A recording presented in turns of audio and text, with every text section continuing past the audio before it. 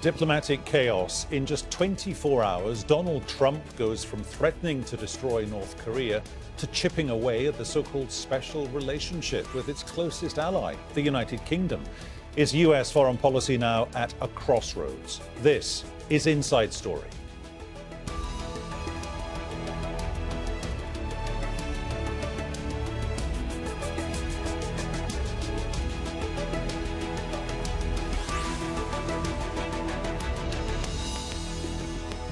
Hello and a warm welcome to the programme today with me, Peter Dobbie. Campaign promises have been reset, deadlines have been missed, but the Trump Twitter bravado is a constant. It's been a week of tough talk and miscommunication. Mr. Trump first tagged the wrong Mrs. May, but still set the agenda, his agenda. This week, Donald Trump promised to, quote, handle North Korea. And he eventually told the real Mrs. May, the UK's Prime Minister, to you and me, to, in effect, do something to protect the UK, even after he had retweeted fake news. And as the White House does now, they are reheating a central foreign policy idea, moving one of their embassies. And we shouldn't forget he began the week by claiming, wrongly, that Time magazine was probably going to name him Person of the Year. They weren't. All of this heat, no light, can be boiled down into what the Russians say about US foreign policy, and they're not pulling any punches. One gets the impression that everything has been done on purpose to make Kim Jong-un snap and carry out further inadvisable actions. It is regrettable. The Americans should explain to us what they're after. Well, there have been constant mixed messages during these first 10 months of the Trump administration. The president and his Secretary of State, Rex Tillerson, frequently broadcast seemingly contradictory policy positions. The White House is denying reports Trump plans to replace Tillerson soon. When Qatar was blockaded 6 months ago by several countries, led by Saudi Arabia, Tillerson called for talks and unity, while Trump appeared to back the Saudis. Then there's the president's shifting stance on the US embassy in Israel. During his election campaign, Mr. Trump promised a move from Tel Aviv to Jerusalem, only to shelve the idea once he was in the White House. The latest reports, however, say he's changing his mind again. And Trump caused controversy in the UK by retweeting fake anti-Muslim videos. British calls are increasing for his planned state visit to be cancelled. Nearly 2 million Britons signed a petition against his visits, and big protests are planned if Trump does go to Britain. OK, let's get going. Let's bring in our guests. Joining us here in the studio in Doha, Khalil Jashan, Executive Director of the Arab Centre of Washington in DC, and joining us from Lancaster in the UK, Richard Johnson. He's a lecturer in US politics at Lancaster University and a specialist on US foreign policy. Welcome to you both. Khalil, starting with you first. The America First policy, is it a good idea or a bad idea? It sounds like a good idea in principle. But it depends what you mean by it and how you implement it. The fact of the matter, America First has always been, it's every country's actually objective in foreign policy, is to be first. That's what we call national interest. Every country in the world pursues its own national interest.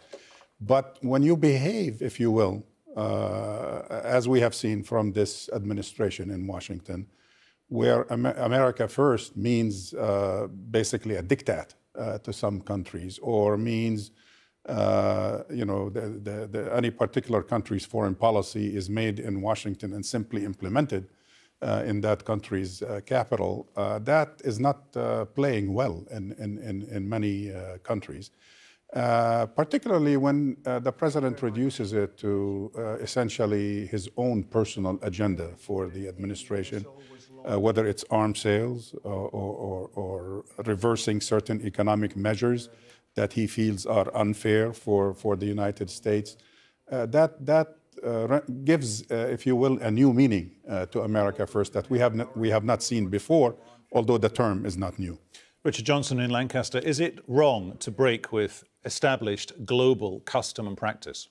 Well, I don't, the issue is that America First is in some sense a slogan, but it also speaks to a long-standing principle of foreign policy, which is a realist position, which is that countries pursue their own interests in the foreign policy space. Now, where Trump may be new is that in his willingness to walk back from certain institutions that the United States has shaped in the international sphere, particularly in the post-World War II era. And so in that sense, it's not necessarily good or bad, but it is a disruption of established world politics. And from the United States perspective, that might make sense. For the rest of us in the international community, it means a degree of readjustment and listening and watching quite closely to what's going on from the White House. Khalil, smashing the old is one thing, but if you smash the old, you've got to replace it with something else.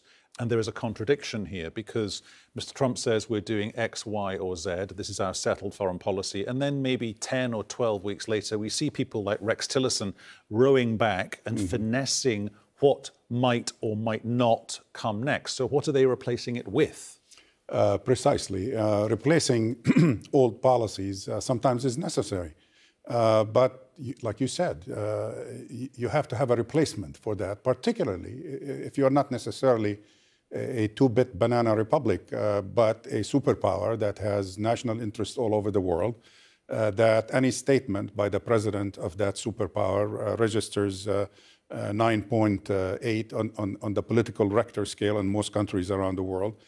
So when you engage in foreign policy as a superpower in a vacuum, in the sense that you do not have clarity to your vision, clarity to your America first, clarity to what you want to achieve, whether it's economically, strategically, politically, what have you, that leaves a vacuum. That leaves a lot of misunderstanding. Add to that the chaos that, as implied in the title of this program or this session, the chaos that characterizes this administration in general and in particular in terms of its foreign policy, that is not a cause for comfort throughout most of the world. Richard, is chaos too strong a word? Because people who criticize Rex Tillerson say he's done or he's overseen two aspects to not the stated agreed foreign policy, not the settled policy, but the implementation of it. They say he's done this. Point number one, he's filleted the State Department and he hasn't replaced people who've literally been got rid of. And point number two, across the Middle East and Asia, there are still ambassadorial seats that are empty. They have simply not appointed the personnel yet. Well, Rex Tillerson is under a great deal of pressure at the moment, not only from President Trump, who's publicly aired disagreements with him, but also from the foreign policy establishment for a different set of reasons, which you've laid out. Tillerson has been keen to pare down the State Department, to reduce the footprint of the State Department, and has offered things like sort of redundancy packages for people to leave the State Department. And so in some sense, this is a cause of concern for people that the State Department is having this smaller role in world affairs. But in another sense, that's part of the way in which the Trump administration is going, which is that Trump's proposed budget was to slash the State Department and to put savings into defense. And so in some sense, Tillerson, at least on that regard, is following the president's wishes. Precisely. The Secretary of State's main function is to follow the wishes of his president, the head of the administration. But at the same time, what we have here is a very confused situation where you have two issues here that are at stake. One, and we shouldn't mix the two. I think it's important for the audience to realize that on the one hand, you have the main architect, if you will, an implementer of U.S. foreign policy on behalf of the administration. On the other hand, you have another problem, which is his performance at the State Department. And the two, in a way, are totally separate and contradictory. Yes, Mr. Tillerson has not been a success story in terms of running the State Department. And that is surprising, considering the fact that he was brought in for that specific purpose, somebody with huge experience in the corporate community, and he was supposed to trim down the bureaucracy and so on. But on the other, he's a stabilizing force in this administration. So the complaint, the more serious, I would say, complaint in this regard is by removing him, if indeed he is removed, What you have is basically a removal of this stabilizing tool or element within this administration that has given a bit of a legitimacy to a chaotic administration in terms of foreign policy. We've now been joined by Charlie Wolf, US political commentator and co-host of the podcast Pod to Be American. He's also formerly from the organisation Republicans Abroad. Charlie Wolf, good to talk to you again. What are the success stories so far of America First? Well, I think the fact that he's changing the priorities. I mean, we're again leading from the front as opposed to leading from behind as vis-a-vis the Obama administration. This is someone that has no problems in projecting power as the use of preventing the use of power, or the need to hopefully go to war. He's standing up, I think, to North Korea. Sure, it looks a bit scary at the present time. If you're someone watching from afar, it looks a bit different than what I think people are used to, just catching the last bit of the last person's answer. But I think, again, it's a dramatic change and a welcome change from what we've had from the last 8 years. How can you possibly say, just to interrupt you, Charlie Wolf, how can you possibly say he's changing policies? His team, his implementation team are actually super conventional. You've got Mr. Mattis, you've got McMaster, you've also got McNukin. That's kind of out with the old, in with the old. Well, maybe I better phrase it in it's the presentation is going back. Again, with Mr. Obama, we had, again, from this sort of a lead from behind, the apology tours. This is someone who is very proud of what the country represents, understands what the country represents, its values, etc., and is happy to state them plainly and without any reservations. He may not sound as slick as Mr. Obama, but I think even just watching on this last tour, where it's a bit unusual to see the president acting as a salesman. Was it in South Korea, talking about how many missiles he's going to buy, and they're great missiles, and and again, I know that's a totally foreign thing from those in the foreign policy sphere, but again, it's a bit different and a bit welcome. So it's okay in your mind if you have a US president who apparently, because if one reads the tweets, this is what he does all the time, he gloats over other world leaders' problems. He did it with Theresa May 36 hours ago, the UK Prime Minister, once he'd actually tagged the right Theresa May. He looked like he was gloating over a problem that statistically, numerically, analytically simply does not exist in the UK, and then he retweets a fake video that was unreal. But that's okay because that gets his message out there. And then we have, just let me finish the point, just let me finish the point, Charlie Wolf, please. He then gets backed up by his press secretary who says, well, whether it was fake or not doesn't really matter because we've got the debate going. Well, again, he is getting the debate going, and that is important. He's going over the heads of the journalists who've been giving the guy, I don't even want to say rough ride. He's been giving him I think a very unfair ride in how they're reporting stories. Now, as far as these tweets are concerned, these films, as far as I was concerned, tell a narrative, and I think it is a very correct narrative. As someone who lives in London, there has been some problems with terrorism here, obviously. I think as far as Mrs. May is concerned, she would have been far better, I think, to have very quietly picked up the phone and said, excuse me, Donald, did you know that this group is not what you may think it is? It's a racist group, and that it would have been fixed. But to embarrass the president that way, he's going to respond. I think it's a natural thing that he does. OK, very briefly, I just want to interrupt you again, just to pick up on one point there. How can you say again that he's being given a rough ride? The man is on Twitter and in public forums an habitual liar. And if it's about, let me finish, if it's about separating out the message from the delivery and the implementation of that message, he shouldn't lie. No, he's not lying. I think what's happening here is you're having a press that is taking things literally instead of seriously. He does have a way of speaking in hyperbole. And again, I listen and I seem to know what the message is. Other people I know listen and they hear the right message, and the press will sit there and nitpick over the words and say, well, technically what he said is X. Well, that's not how people communicate. I think most of us understand where he's coming from. Yeah, but it's not hyperbole, though, is it? Yeah, but hang on, it's not hyperbole when he phones in radio talk shows in New York and says, my name's John, I'm Donald Trump's PR man. It was obviously Donald Trump. It's not hyperbole, it's a lie when he says, I saw people dancing. Hang on, he said, wait a minute, he said, I saw people dancing on the rooftops in New York, celebrating the events of 9/11. You can't see Ground Zero from Trump Tower. He says, I had the biggest inauguration crowds of any US president. He didn't. All right, first off, I'm not going to worry about how big the crowd was as far as his inauguration is concerned. But again, I'm hearing the press picking up on trifling matters when I think, again, there's a man who is dealing with much more important issues. And, again, you're not getting on the guy's level. And we can, listen, we can play this game all day long if you want. We've been playing it for the last year. I don't think it's accomplished anything because the press's ratings with the public opinion ratings have gone down massively. Now, his ratings aren't so great, but I think the difference is he's willing to do what he needs to do without worrying about ratings, whereas, again, the press are just not being trusted anymore. When I hear stories put out by the press when everybody else seems to know exactly what he's talking about, and yeah, he's not a great extemporaneous speaker. He's not grown up in the political world. But, you can either play the game or you can try and report what is actually going on, analyze the stories. Khalil Jashan here in Doha, the Middle East, is it better or worse with Donald Trump's foreign policy?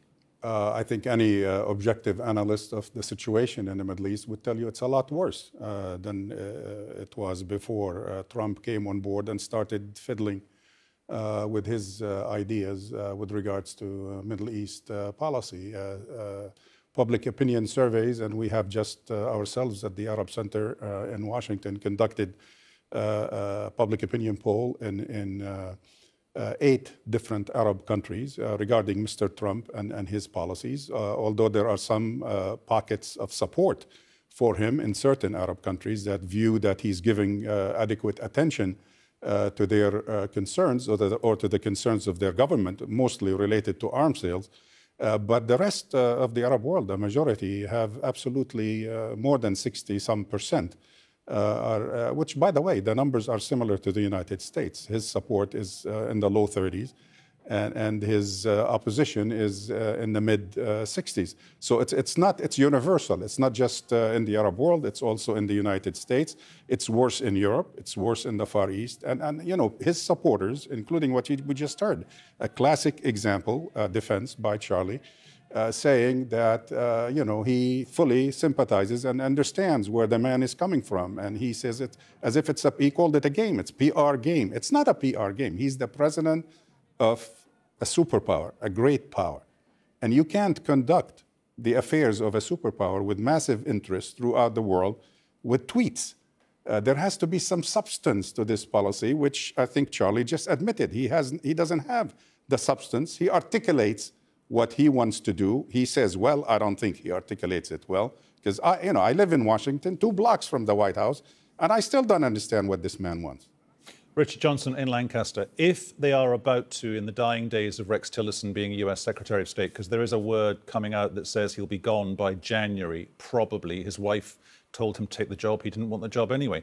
What does it do to foreign policy across the Middle East if they move the embassy? Because that cuts right to the nub of the big issue across the Middle East. Well, it's been the position of the US Congress in 1995, of course, passed a piece of legislation that Bill Clinton didn't sign but didn't veto, and so it became law in 1995, authorizing the movement of the US Embassy from Tel Aviv to Jerusalem. Now, the law has a waiver in it which allows presidents to defer the implementation of that policy for 6 months, and every president since 1995, including Donald Trump, has done so, as he did in June.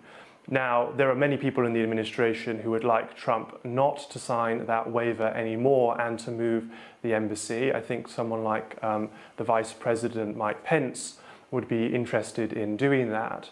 But I think that Trump has shown a degree of pragmatism on this particular issue, and it remains to be seen how long he can push it into the long grass. Just on Tillerson, Tillerson's departure would be quite historically anomalous, that the Secretary of State position is quite a sticky one, that very few Secretaries of State leave due to disagreements with the administration, that in all of American history, only 4 have done so, and 2 did so, one over the Civil War and one over World War I. And the last time we saw this in modern history was in 1982, when William Hague, Alexander Haig left as Reagan's Secretary of State. So the departure of Tillerson would be really quite a dramatic move for in the recent history of Secretaries of State. Khalil, is there a sense in which perhaps his foreign policy implementation has been a plus, in as much as a direct reaction, not so much to his implementation of so-called foreign policy on his part, but as a reaction to the fact of Donald Trump? Fatah and Hamas, they were that far apart. They've got closer together now. They've papered over the cracks a little bit. They were supposed to sign a deal today. That's been delayed, but that's just how they do it. That's the lubricant of their relationship. But they've come closer together. So the Palestinians are closer together, but they can't maybe deliver on something bigger than that. That's the problem. Frankly, they have gotten a little bit closer, but not necessarily for American reasons. The U.S. had absolutely no role whatsoever to play in that recent rapprochement between Fatah and Hamas. It's an internal challenge based on competition between the two. It's an acknowledgement on the part of Hamas that it cannot continue to govern Gaza, and therefore it wants to dump that responsibility on the PA leadership in Ramallah. So on the contrary, this is something that's about to explode in our face. I'm not too optimistic that this rapprochement is working. What is important, again, and it's not PR or whether we agree or disagree or whether we remain silent as the United States of America vis-a-vis this important development in the region. But where is the plan? This president promised a plan when he was even running for office. The plan is nowhere to be seen. We do not know its detail. He has an inefficient, unexperienced team in place that keep leaking, a few bits and pieces that do not seem to constitute a plan for peace in the Middle East. That's what's missing.